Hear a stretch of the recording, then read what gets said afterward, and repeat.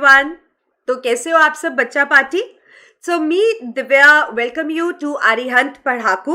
और जैसे कि आप जानते हो कि मैं हूं आपकी साइंस एजुकेटर और यहाँ पे मैं हूँ सिर्फ और सिर्फ आपके सारे डाउट्स क्लियर करने के लिए, आपके सारे कंसेप्ट्स आपको अच्छे से रिवाइज कराने के लिए, because you all must be worried about your term 1, right? और आपको पता है कि जो टर्म 1 है वो टोटली एमसीक्यू बेस्ड आने वाला है। तो इसीलिए हमने क्या प्लान किया, अरिहंत पढ़ाकू आपके लिए लेके आया एमसीक्यू सीरीज, और वो भी चैप्टर वाइज, सो दैट आपको कुछ भी प्रॉब्लम ना रहे और आप अच्छे से रिवाइज कर पाए, राइट? तो मैं आपको बताना चाहती हूँ कि इस सेशन के अंदर आज हम चैप्टर 1 क्लास 10th का स्टार्ट करने वाले हैं, and it is chemical reaction and equation, and we are gonna cover very important questions. Okay, so let's start the session। और मैं आपको बताती हूँ कि किस तरीके से इस सेशन को हम और इंटरेक्टिव और इंटरेस्टिंग बनाने वाले हैं। तो आप सबको पता है कि केमिकल रिएक्शंस तो हमारी रूटीन में, डेली रूटीन में आप देखो अपने आसपास कितना केमिकल रिएक्शन होता है ना? आपको आई थिंक मुझे इतना ज़्यादा बताने की ज़रूरत नहीं है, आपको अपरेटसेस भी पता है, आपको केमिकल रिएक्शन जब होता है कैसे कैसे चेंजेस होते हैं वो सब भी पता है, और आपको डिफरेंट टाइप्स की केमिकल रिएक्शंस भी पता है। So topics to be covered in this chapter are introduction of chemical reaction, characteristics of chemical reaction, chemical equation and balancing, types of chemical reactions, redox reaction, and rancidity, and as well as corrosion. So let me tell you, जैसे कि आपको पता है कि term 1 के अंदर हमारे कुछ टॉपिक्स डिडक्ट हुए हैं, है ना? बट इस चैप्टर में से कोई भी टॉपिक डिडक्ट नहीं हुआ है, no topic is deducted, right? So you have to prepare all the topics thoroughly। ध्यान से पढ़ो, एग्जाम्पल्स पे बहुत ज़्यादा स्ट्रेस करो, क्योंकि जो रिएक्शंस होती है, एक्टिविटीज होते हैं, जो आपको एग्जाम्पल्स दिए बुक में, अक्सर क्वेश्चंस उन्हीं में से पूछे जाते हैं। और ये भी चीज़ याद रखो, जो आप छोड़ोगे ना वही पेपर में पक्का से आएगा। तो इसलिए डोंट लीव एनी वर्ड, सारे वर्ड्स, टॉपिक्स अच्छे से, सारे रिएक्शंस अच्छे से आप लर्न कर लो। So let's do this. So let me tell you कि ये सेशन को इंटरेक्टिव बनाने के लिए मैं क्या आपसे एक्सपेक्ट करती हूँ।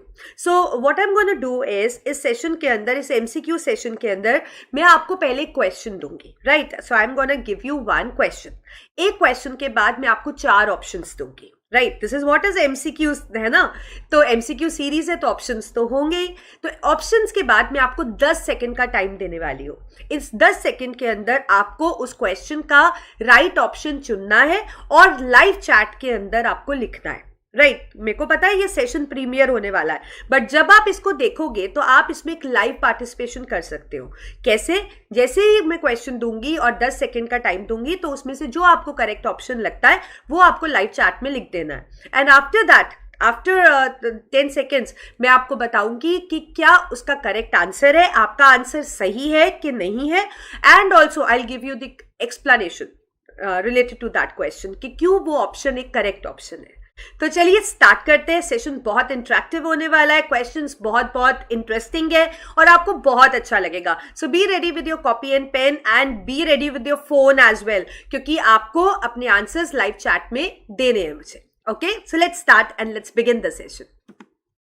So the first question coming up is, chemical reactions are accompanied by, मतलब जब chemical reactions होती हैं तो उसके साथ आपको क्या देखने को मिलता है, कैसे पता लगता है कि chemical reactions होती है? Option A, evolution of gas, B, change in color, C, formation of precipitate, and D, all. And your 10 seconds are starting right now. Take your time, सोचो कि जब केमिकल रिएक्शन होती है that is accompanied by what, ये 4 options में से आप क्या ऑप्शन चूज करोगे? So your time is up and the correct option is, I know you have written in the live chat, now let just compare your answer with my answer. So the correct option is option D. Now you all must be thinking why D is the correct option, और आप में से कुछ बच्चों ने सही answer भी दिया होगा। So very well done for those who have answered right, and let me explain you। देखो, जब भी केमिकल रिएक्शन होती है, आपको पता है कि जब भी केमिकल रिएक्शन होता है तो बेसिकली क्या होता है कि कुछ चीज़ों को आप मिक्स करते हो। मैं लिख देती हूँ यहाँ पे, we mix certain substances right, they undergo a chemical change, उनमें बॉन्ड टूटते हैं और नए बनते हैं and we get new substances. और न्यू सब्सटेंसेस क्या होते हैं आपके पास? प्रोडक्ट्स, और जिनको इनिशियली आप मिक्स करते हो वो होते हैं रिएक्टेंट्स। ठीक है, तो अब कभी भी केमिकल रिएक्शन हुआ है वो हमें कैसे पता लगता है? ईदर द गैसेस इवॉल्व, कोई गैस रिलीज हो सकती है, कोई इनसॉल्युबल सब्सटेंस प्रेसिपिटेट बन सकता है, हीट एनर्जी रिलीज और एब्जॉर्ब हो सकती है, क्योंकि कुछ रिएक्शन हीट एब्जॉर्ब करती है, कुछ हीट रिलीज करती है। स्टेट में चेंज आपको दिख सकता है कि जैसे कोई सब्सटेंसेस आप कह सकते हो जैसे गैस थे तो वो लिक्विड बन गए, है ना, तो स्टेट में चेंज हो सकता है। It can be change in the colour also, colour में भी चेंज हो सकता है। तो ये कुछ चेंजेस हैं जो केमिकल रिएक्शन जब होती है तो हमें दिखते हैं और जिससे हमें पता लगता है कि केमिकल रिएक्शन हुआ है। इसीलिए वहां पे हमारा करेक्ट ऑप्शन कौन सा था? D, that is all of them, क्योंकि वो सारे चेंजेस हमें दिख सकते हैं, बता सकते हैं कि chemical reaction has taken place. Now let's move to the other question, be ready. So next question is the reaction between zinc and dilute HCl. Zinc और डाइल्यूट HCl के बीच का जो रिएक्शन होता है वो क्या होता है? A endothermic, B precipitation reaction, C exothermic और D displacement and exothermic. And you know your 10 seconds are starting right now. जल्दी से सोचो, जिंक जब डाइल्यूट HCl के साथ रिएक्ट करता है तो वो रिएक्शन इनमें से कौन से टाइप की है? Your time is up and please compare your answer with my answer. The correct option this time is option D. Again we have option D as a correct option. Now let me tell you, आपके पास था zinc और हमने उसको react किया HCl के साथ, ठीक है। अब आपको पता है जिंक और HCl मतलब एक एलिमेंट और एक कंपाउंड।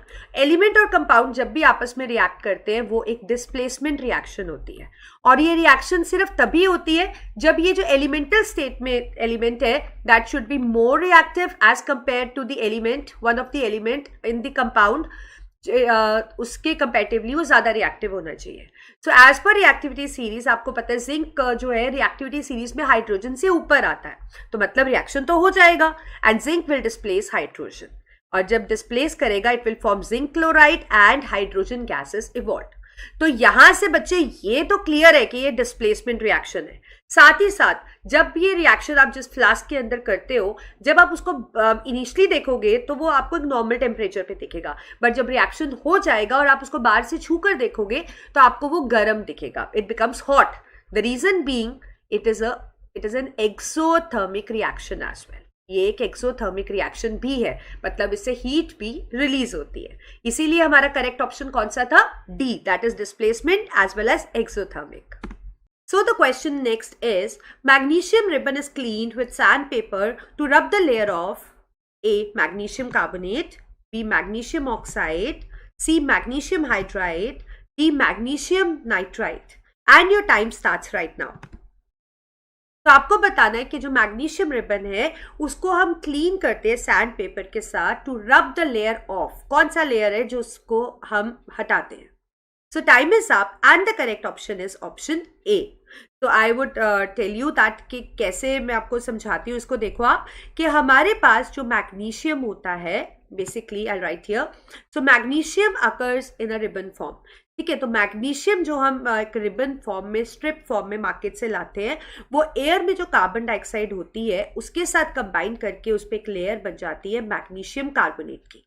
अब जब हमें किसी रिएक्शन में मैग्नीशियम की जरूरत है तो ऑब्वियसली हमें सिर्फ मैग्नीशियम की जरूरत है, so we need to remove this layer. So what we do, we rub the magnesium strip और रिबन यू कैन कॉल, जिसके ऊपर इस तरीके से मैग्नीशियम कार्बोनेट का लेयर डेपोजिट है, उसको हम रब करते हैं सैंड पेपर के साथ। तो सैंड पेपर के साथ जब रब करते हैं तो ये जो लेयर है ये रिमूव हो जाती है and we are left with pure magnesium, और उसको फिर हम यूज कर सकते हैं। So that is the reason, वहां पे हमारा करेक्ट ऑप्शन था magnesium carbonate.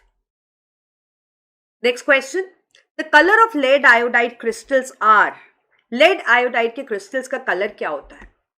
A blue, B dirty green, C yellow and D is red. And your 10 seconds are starting right now.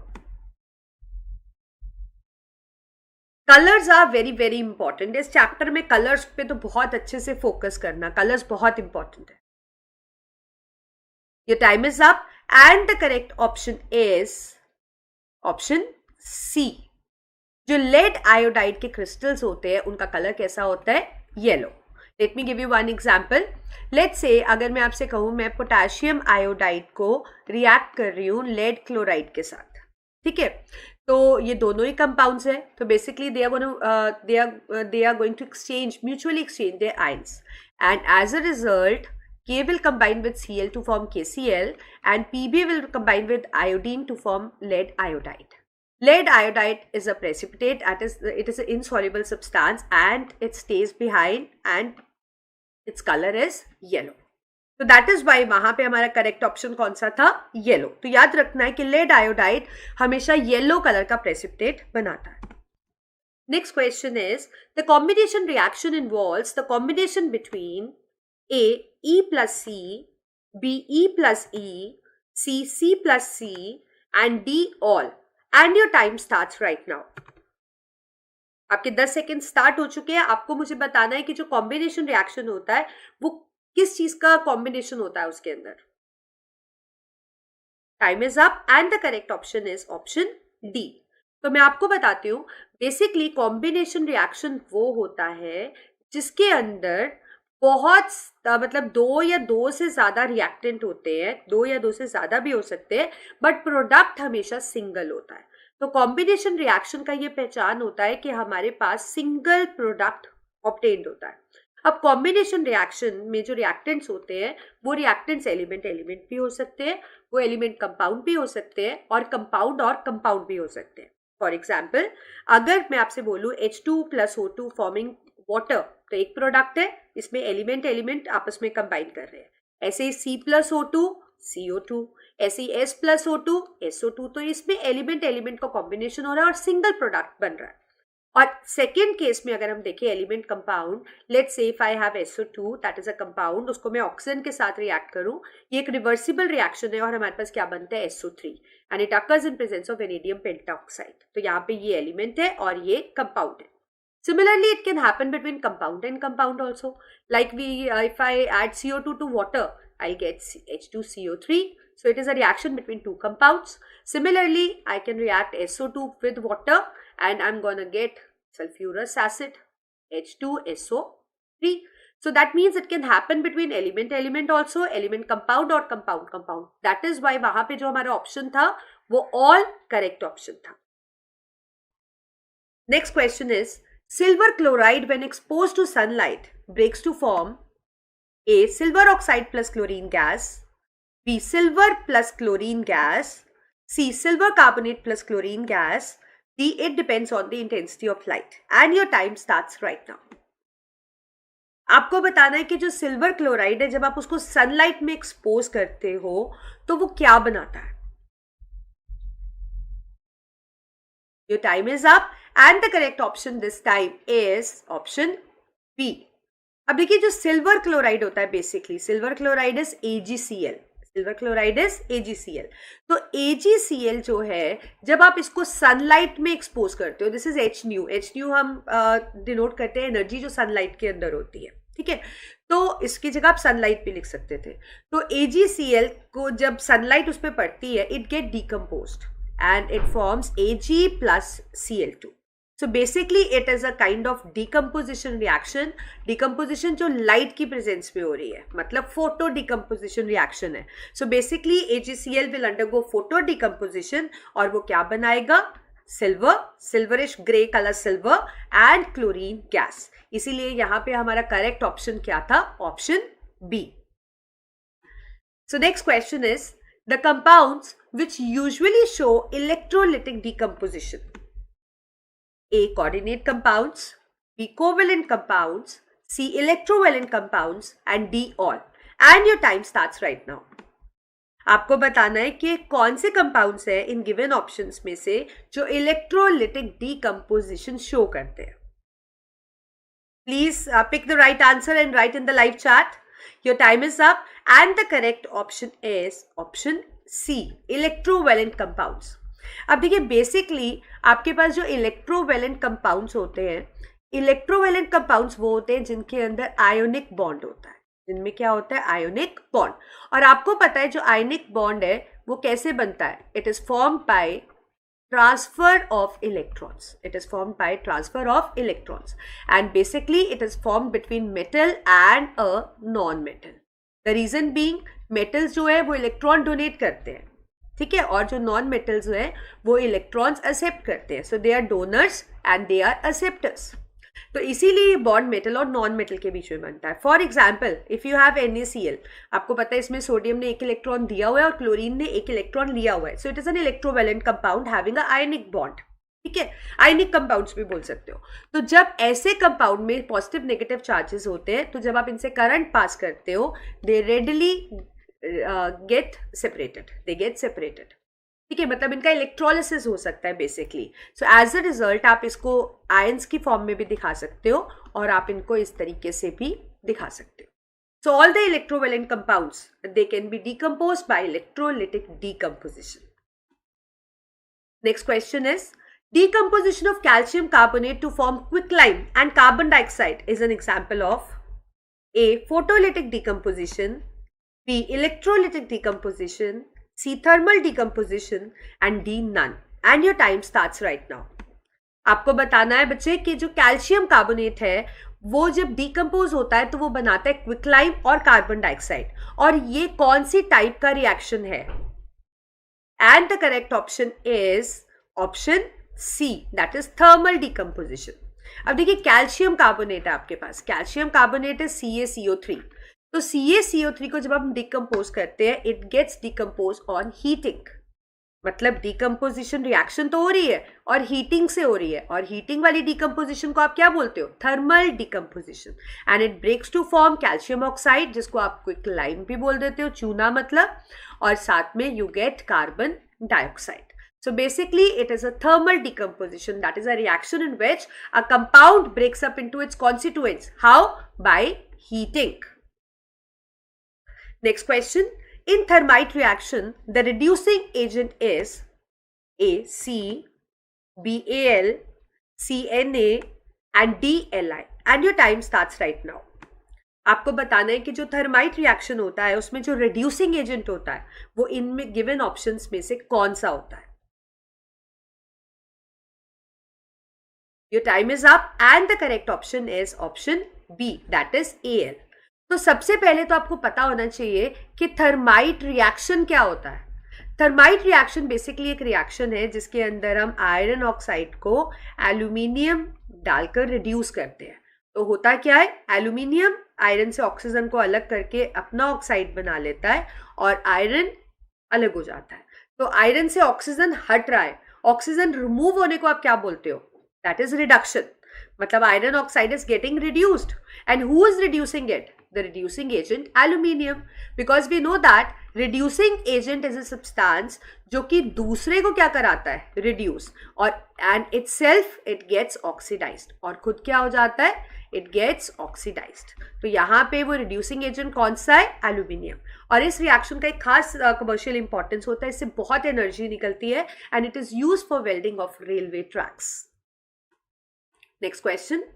The reaction between copper and silver nitrate yields A. Copper nitrate and copper, B. Copper nitrate and silver, C. No reaction, and D. We have copper oxide and silver.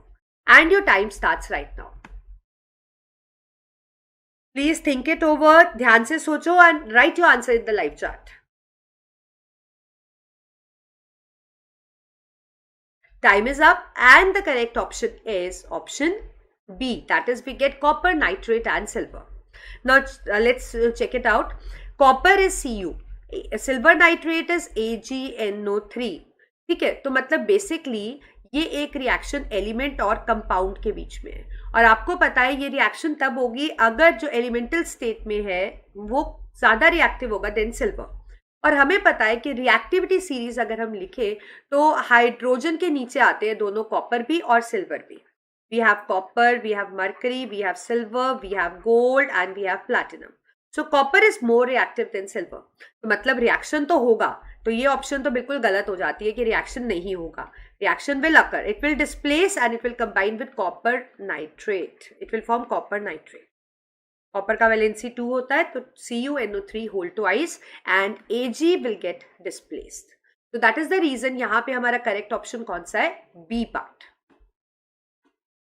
Next question.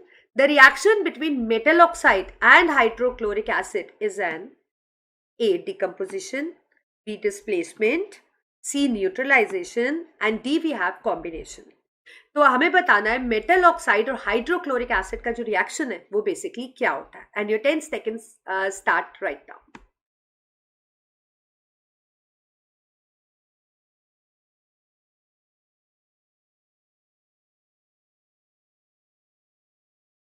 Time is up and the correct option here is, before telling you the option, let's check this reaction. We have metal oxide and we have hydrochloric acid, right? So let's take any metal oxide, कोई भी example ले लेते हैं हम. आपको पता है metal oxide जो भी आप general nature लोगे वो क्या होता है? nature basic. और HCl क्या है? एक acid.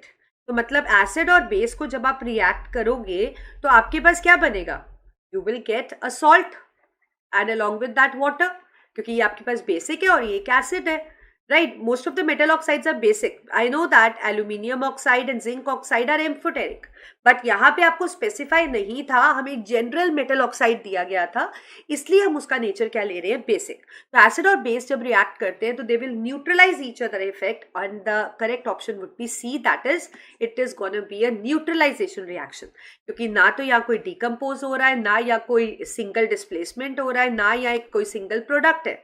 So that means C is the correct option. Next question.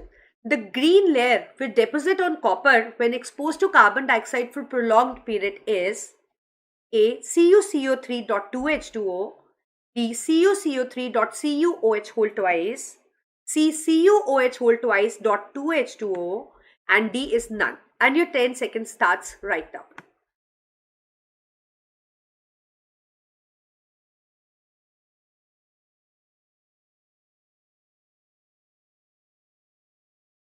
Time is up and the correct option this time is option B, that is CuCO3.CuOH whole twice.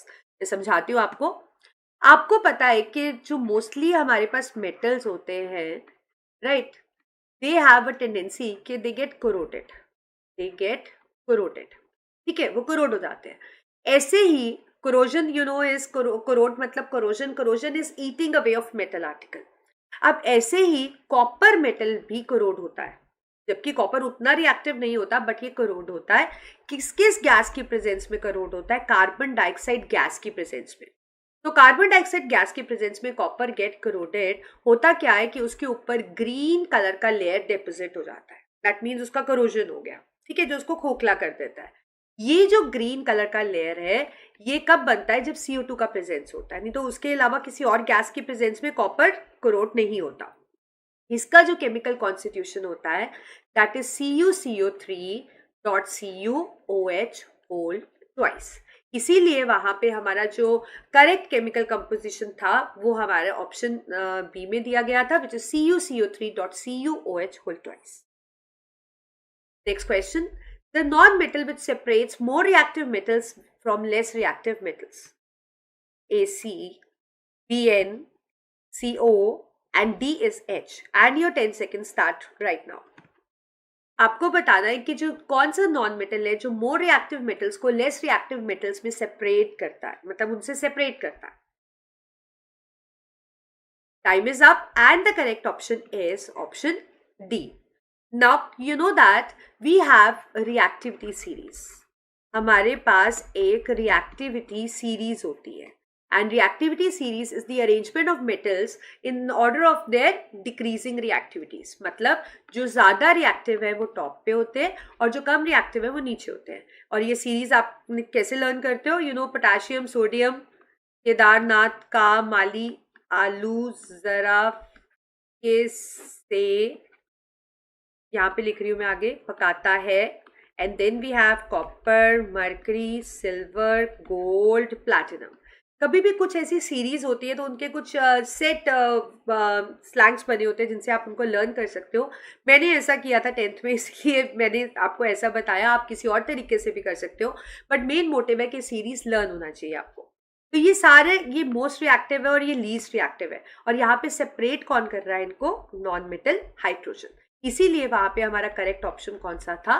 Hydrogen, कि hydrogen is a non metal which separates more reactive metals from less reactive. Identify the precipitation reaction. First, A option, Ki plus PbCl2 forming KCl plus PbI2.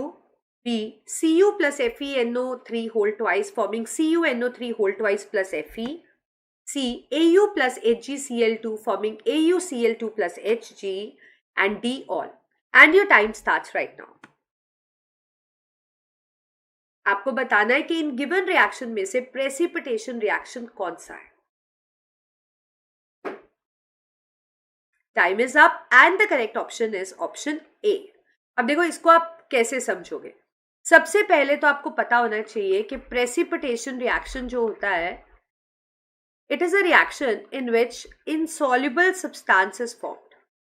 कोई insoluble substance बन जाता है, वो होता है precipitation reaction.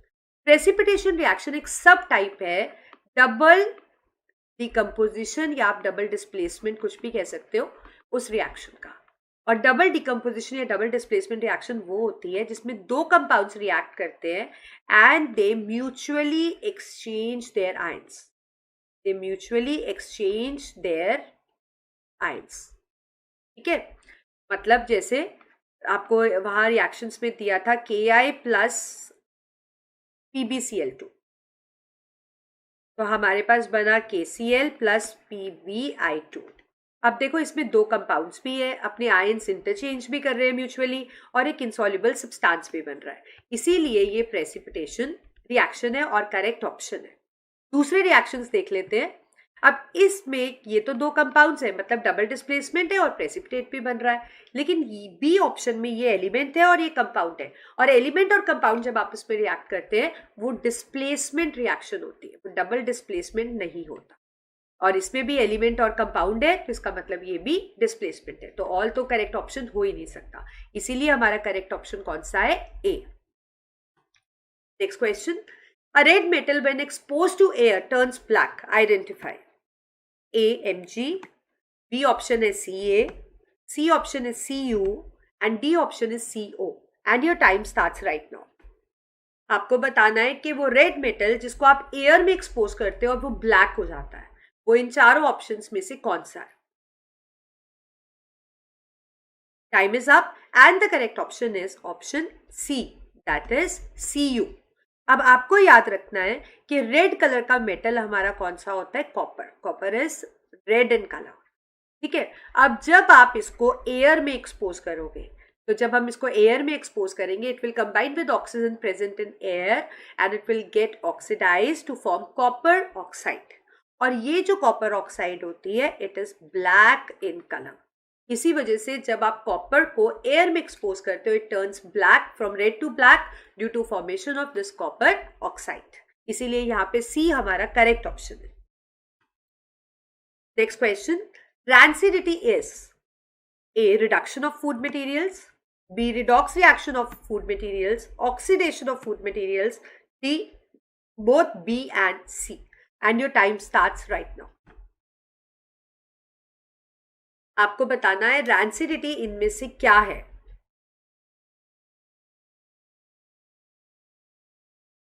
Time is up and the correct option is option C. Rancidity का मतलब ही क्या होता है कि जब आप फूड आइटम को बहुत लंबे टाइम के लिए एयर में एक्सपोज करते हो, ठीक है, तो क्या होता है कि उसमें माइक्रो ऑर्गेनिज्म ग्रो करते हैं और कुछ एसिड्स सिक्रीट करते हैं. बेसिकली उसमें क्या होता है? फूड का ऑक्सीडेशन. क्या होता है? ऑक्सीडेशन ऑफ फूड, जिससे फूड बासा हो जाता है, स्टेल हो जाता है, और उससे बहुत ही गंदी स्मेल आने लगती है, फाउल स्मेल, और उसका टेस्ट भी खराब हो जाता है. उसका टेस्ट भी ओरिजिनल टेस्ट नहीं रहता, उसका टेस्ट बैड हो जाता है and it is not fit for eating. Right, तो this is what is rancidity. इसीलिए यहाँ पे हमें करेक्ट ऑप्शन क्या बताया हमने? C, that is oxidation of food materials. Next question. In reaction Cu plus H2O forming CuO plus H2, the oxidizing agent is ACU, BCuO, CH, and D option is none. And your time starts right now. आपको बताना है कि Cu को जब हम H2O के साथ react करते हैं, रिएक्शन हो रहा है CuO प्लस H2, तो इस रिएक्शन में ऑक्सीडाइजिंग एजेंट कौन सा होगा? Your time is up. तो सबसे पहले तो मैं आपको इसका आंसर बताने से पहले आपको क्लियर करना चाहूंगी, आपको पता है ऑक्सीडाइजिंग एजेंट वो सब्सटेंस होता है जो दूसरे को ऑक्सीडाइज करता है, विच ऑक्सीडाइज अदर. नाम ही एजेंट है, मतलब एजेंट, ट्रैवलिंग एजेंट ट्रैवल कराता है. ऑक्सीडाइजिंग एजेंट दूसरे को ऑक्सीडाइज करता है, ठीक है. ऑक्सीडाइज अदर, और खुद क्या हो जाता है? Itself gets reduced. और खुद क्या हो जाता है? रिड्यूस्ड. मतलब अब ऑक्सीजन की टर्म्स में देखते हैं, क्योंकि ये रिएक्शन में ऑक्सीजन का इन्वॉल्वमेंट है. मतलब ऑक्सीडाइज अदर, दूसरे को ऑक्सीडाइज कराए, मतलब दूसरे को ऑक्सीजन दे पाए, ठीक है. दूसरे को अपनी ऑक्सीजन दे रहा है. और खुद क्या हो रहा है? रिड्यूस, मतलब उससे ऑक्सीजन हट रही है. तो in this case out of 4 options you can see that C is the correct option, क्योंकि हाइड्रोजन ऑक्सीडाइजिंग एजेंट है, उसके पास ऑक्सीजन है, वो ऑक्सीजन कॉपर को दे रहा है और खुद से उसकी ऑक्सीजन हट रही है. So this is what is oxidising agent. So in this, hydrogen is oxidizing agent. Next question. When carbon dioxide is passed through lime water, A. Calcium hydroxide is formed. B. White precipitate of CaO is formed. C. Lime water turns milky. And D. Color of lime water disappears. And your 10 seconds start right now. सोचो और answer मुझे अच्छे से सोचकर answer live chat में लिख दो.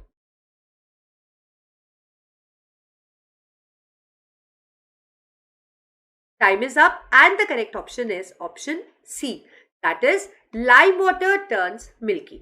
आपको याद रखना है, it is one of the test of carbon dioxide कि कार्बन डाइऑक्साइड को जब आप लाइम वाटर से पास करते हो, लाइम वाटर होता है calcium hydroxide. So this calcium react with carbon dioxide to form calcium carbonate, और साथ में क्या बनता है? वाटर. इस कैल्शियम कार्बोनेट की फॉर्मेशन की वजह से जो लाइम वाटर है वो मिल्की हो जाता है, या आप कह सकते हो मिल्कीनेस अपीयर हो जाती है. So this is one of the test of carbon dioxide and you need to remember it. Next question. On immersing an iron nail in CuSO4 solution for a few minutes, you will observe A. No reaction takes place. B. The color of solution fades away. C. The surface of iron nails acquire a black coating. And D. The color of solution changes to green. And your 10 seconds starts right now. इस question में आपको बताना है कि iron nail को जब आप CuSO4 solution में डालोगे कुछ मिनट्स के लिए, तो आपको क्या देखने को मिलेगा. So time is up and the correct option is option D. That is the color of solution changes to green. अब देखिए यहाँ पे आपको दिया था आयरन नेल और CuSO4, तो इसको मैं समझाती हूँ आपको. आयरन नेल मतलब Fe, CuSO4 एक ब्लू कलर का एक्वस सॉल्यूशन होता है, पता आपको. तो यहाँ पे एज पर रिएक्टिविटी सीरीज आपको पता है कि हमारी जो रिएक्टिविटी सीरीज है, आलू जरा फीके, मैं तो ऐसे ही लिखती हूँ हर टाइम. आप कैसे लिखते हो? आपने कैसे लर्न कर रखा है? मुझे कमेंट सेक्शन में लिखकर बताना. कॉपर, मरकरी, सिल्वर, गोल्ड और प्लैटिनम. तो आयरन जो है वो कॉपर से पहले आता है, मतलब ज्यादा रिएक्टिव है. तो कहने का मतलब है रिएक्शन तो होगा, आयरन विल डिस्प्लेस कॉपर, और डिस्प्लेस होने के बाद वो बनाएगा FeSO4 और कॉपर डिस्प्लेस हो जाएगा. आयरन के जो कंपाउंड्स है, मोस्ट ऑफ द कंपाउंड्स, उनका कलर क्या होता है? Green, basically dirty green. तो दैट इज द रीजन वहां पे हमारा जो करेक्ट ऑप्शन था वो क्या था कि colour will change to green. Next question. An element X on exposure to moisture turns reddish brown and a new compound Y is formed. The substances X and Y are A.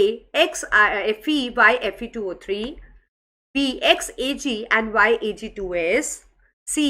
XCu and Y CuO, and D. XAl and Y Al2O3. And your time starts right now.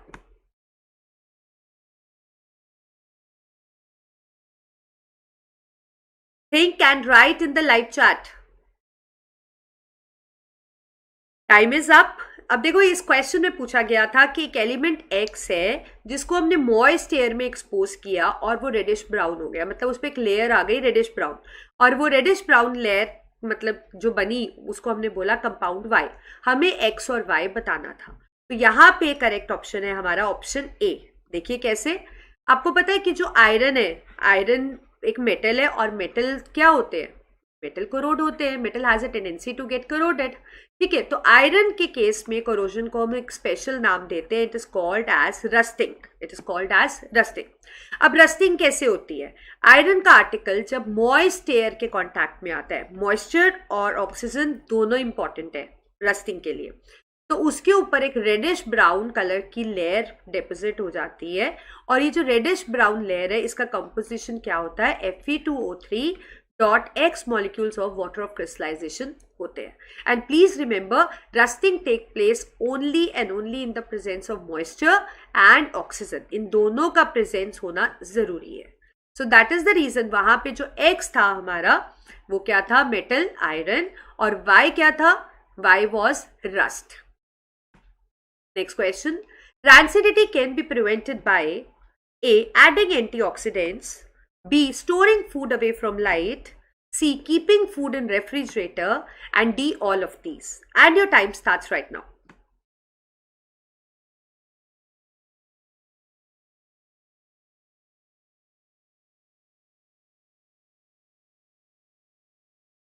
Time is up and the correct option is option D. अभी हमने पहले भी discuss किया था कि rancidity refers to oxidation of food. Rancidity का मतलब होता है ऑक्सीडेशन ऑफ फूड, मतलब फूड ऑक्सीडाइज हो जाता है एयर के कांटेक्ट में आने से, जिसकी वजह से फूड बासा हो जाता है, स्टेल हो जाता है, उससे एक गंदी स्मेल, फाउल स्मेल आने लगती है, और साथ में उसका टेस्ट भी खराब हो जाता है और वो खाने लायक नहीं रहता।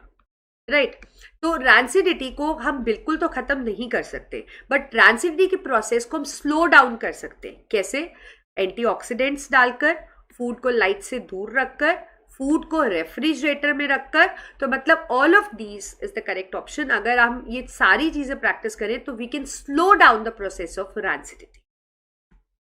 Next question, dilute hydrochloric acid is added to granulated zinc taken in the test tube. The following observations are recorded. Point out the correct observation. A. The surface of metal becomes shining. B. The reaction mixture turns milky. C. Odor of a pungent smelling gas is recorded. D. A colorless and odorless gas is evolved. And your time starts right now.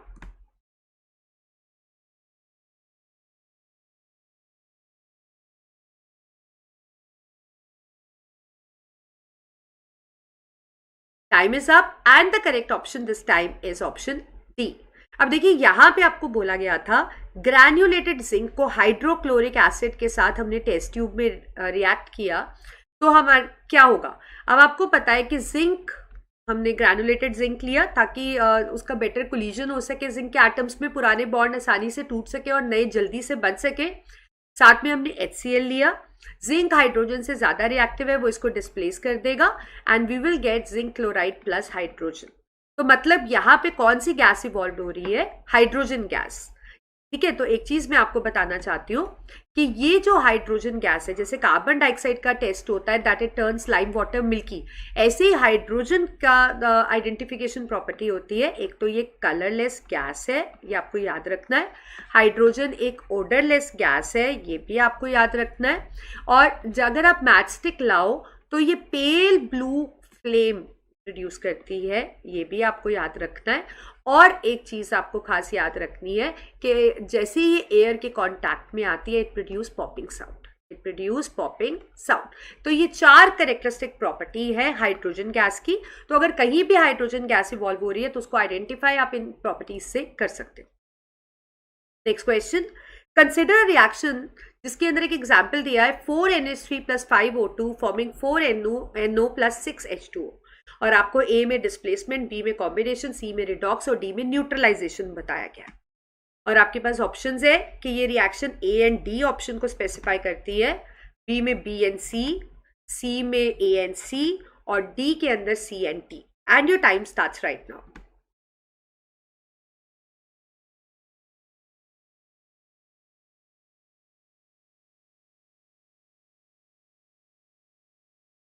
हो सकता है कुछ बच्चों को ये question अच्छे से समझ नहीं आया हो, तो मैं आपको बताना चाहती हूँ। यहाँ पे 4NH3 5O2 के साथ रिएक्ट करके 4NO + 6H2O बना रहा है।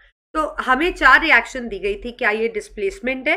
तो आपको पता है डिस्प्लेसमेंट रिएक्शन एक एलिमेंट और कंपाउंड के बीच में होती है, ठीक है। तो बेसिकली ये एक आपको पता है एलिमेंट है और एक ये कंपाउंड है, राइट। कॉम्बिनेशन रिएक्शन तो ये नहीं है, क्योंकि कॉम्बिनेशन रिएक्शन में एक सिंगल प्रोडक्ट बनता है। रिडॉक्स रिएक्शन है ये। रिडॉक्स रिएक्शन का मतलब होता है किसी में हाइड्रोजन ऐड हो रहा है या ऑक्सीजन हट रहा है, उसको आप रिडॉक्स रिएक्शन कहते हो। तो ऐसा इसमें दिख रहा है आपको कि हो रहा है। न्यूट्रलाइजेशन ये नहीं है, क्योंकि एसिड और बेस के बीच में रिएक्शन नहीं है। सो बेसिकली ये एक डिस्प्लेसमेंट और एक रिडॉक्स रिएक्शन है, ANC। दैट मीन्स यहाँ पे हमारा करेक्ट ऑप्शन कौन सा है? C part. तो इस तरीके से अगर आपको कोई रिएक्शन दिया होगा तो आप मेन रिएक्शन के आइडेंटिफिकेशन प्रॉपर्टीज को लेते हुए उसको पहचान लिया करो। Next question, which of the given gases can be used for storage of fresh sample of an oil for a long time? A, carbon dioxide or oxygen, B, nitrogen or helium, C, helium or oxygen, and D, nitrogen or oxygen. तो इस question में पूछा गया है कि इनमें से कौन सी ग्रुप ऑफ गैसेज हैं जो कि fresh sample of an oil को स्टोर करने के लिए यूज हो सकती है। And your 10 seconds are starting right now.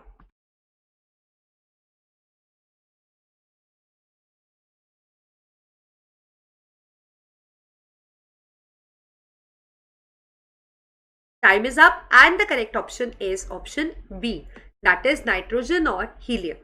आपको याद रखना है, आपने देखा भी होगा कि आप मार्केट में जाते हो तो चिप्स वगैरह मिलते हैं, हम लोग लेज खाते हैं, अंकल चिप्स खाते हैं, बहुत से चिप्स आप खाते हो और चिप्स के अंदर हमेशा गैस भरी रहती है। तभी आप उस पैकेट को एकदम से ऐसे करते हो तो वो इतना फूला हुआ होता है और वो एकदम से पिचक जाता है, राइट। तो क्यों? क्योंकि उसके अंदर एक गैस होती है और गैस उन चिप्स को रैंसेड होने से प्रिवेंट करती है, ठीक है।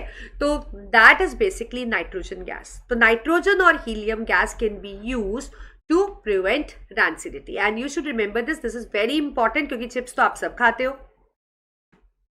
Next question, we store silver chloride in a dark coloured bottles because it's a white solid, it undergoes redox reaction, it to avoid action by sunlight, none of the above। आप silver chloride को dark bottles में कहते हैं हमें store करना चाहिए, तो क्यों करना चाहिए? आपका टाइम स्टार्ट होता है अब।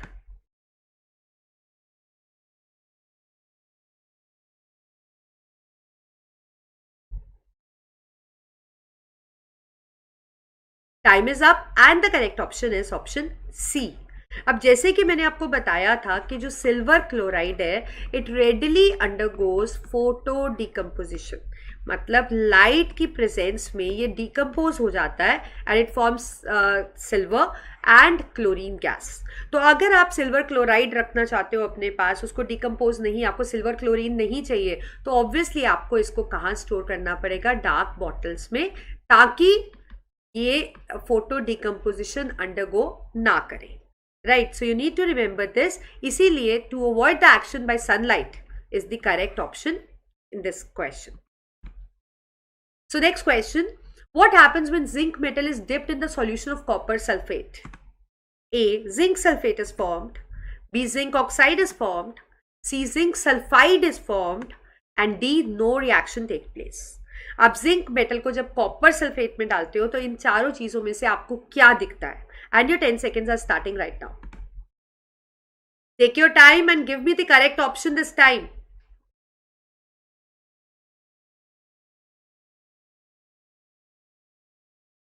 Time is up and the correct option is option A.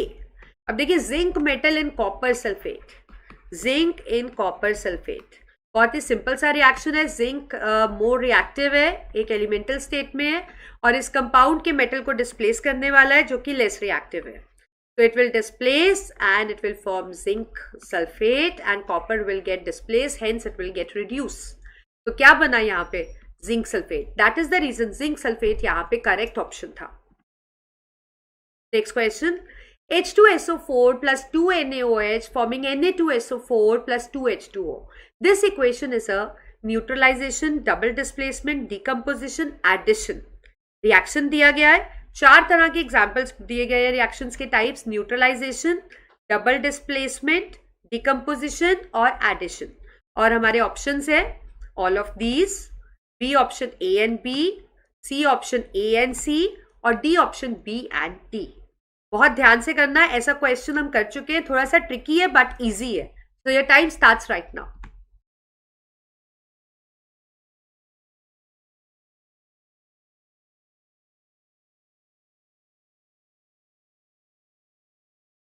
Time is up. और आंसर को एक्सप्लेन करती हूँ, फिर करेक्ट ऑप्शन देती हूँ. अब देखो यहाँ पे ये है सल्फ्यूरिक एसिड और ये है एक बेस. तो बेसिकली न्यूट्रलाइजेशन रिएक्शन तो है ही, क्योंकि एसिड और बेस जब रिएक्ट करते हैं तो वो न्यूट्रलाइजेशन रिएक्शन होता है, क्योंकि बनता है सॉल्ट और वाटर. यहाँ भी बन रहा है सॉल्ट और वाटर. डबल डिस्प्लेसमेंट भी है, क्योंकि डबल डिस्प्लेसमेंट में दो कंपाउंड्स रिएक्ट करते हैं और अपने आयंस इंटरचेंज करते हैं, वो भी हो रहा है. डीकम्पोजिशन ये नहीं है, क्योंकि डीकम्पोजिशन में एक रिएक्टेंट होता है जो स्प्लिट होता है अपने कॉन्स्टिट्यूएंट्स पे.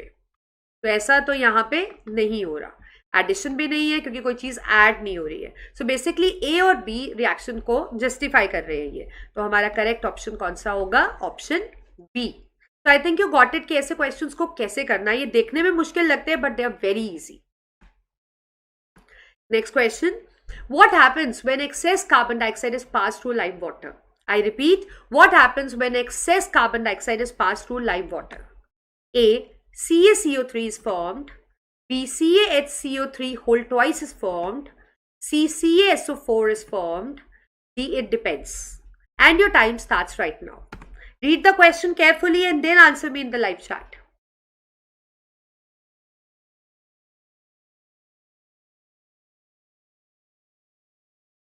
Time is up and the correct option is option B.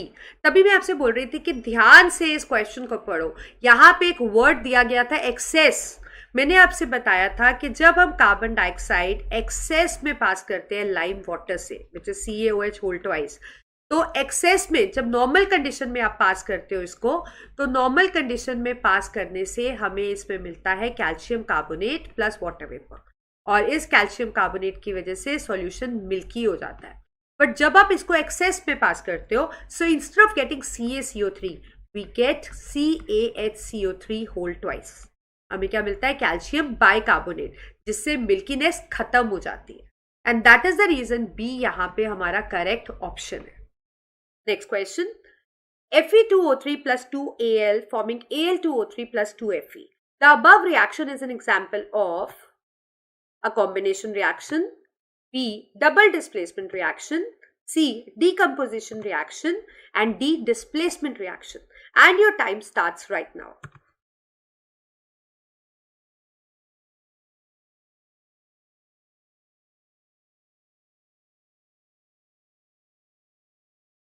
Time is up and the correct option is option D. It is an example of displacement reaction. क्योंकि देखो यहाँ पे Al है, Al एक एलिमेंट है और Fe2O3 is a compound. So basically this is a reaction between compound and element, जिसके अंदर more reactive element is displacing the less reactive element. अब कॉम्बिनेशन रिएक्शन वो होता है जिसमें एलिमेंट एलिमेंट भी कंबाइन कर सकते हैं, एलिमेंट कंपाउंड भी कर सकते हैं और कंपाउंड कंपाउंड भी कर सकते हैं. बट वहां पे प्रोडक्ट जो बनता है वो सिंगल बनता है, लेकिन यहाँ तो दो प्रोडक्ट्स हैं, तो इसलिए ये रिएक्शन नहीं है. Second, we have double displacement. Double displacement is a reaction between two compounds in which they mutually exchange their ions. But यहाँ पे दो compounds नहीं है, यहाँ पे एक element और एक compound है. Third, we have decomposition. तो ये B option भी गलत हो गया. Decomposition में एक reactant होता है और दो या दो से ज्यादा products होते हैं. तो यहाँ पे ऐसा भी नहीं है, reactant तो दो है. So we'll go with displacement, क्योंकि यहाँ पे एक element और एक compound है और इसमें more reactive element displace कर रहा है less reactive element को. Right. So I think you understood कि यहाँ पे डी हमारा करेक्ट ऑप्शन है. तो last question of this session coming up. तो इस बार सब लोग सही आंसर देना. Which of the following are combination reactions? A. 2FeSO4 forming Fe2O3 plus SO2 plus SO3. B. 4Al plus 3O2 forming 2Al2O3. C. Zn plus FeSO4 forming ZnSO4 plus Fe. D. MgO plus H2O forming MgOH whole twice. Options A and B are correct. B and D are correct. C, B, C, D are correct. And D option all are correct. And your time starts right now. आपको बताना है कि इनमें से combination reactions कौन सी है और कौन सा सही ऑप्शन है हमारा. Time is up and let me tell you, आपको पता है कॉम्बिनेशन रिएक्शंस वो होते हैं जिसमें दो या दो से ज्यादा रिएक्टेंट्स होते हैं, एक रिएक्टेंट नहीं हो सकता, दो या दो से ज्यादा, और प्रोडक्ट सिर्फ सिंगल होता है।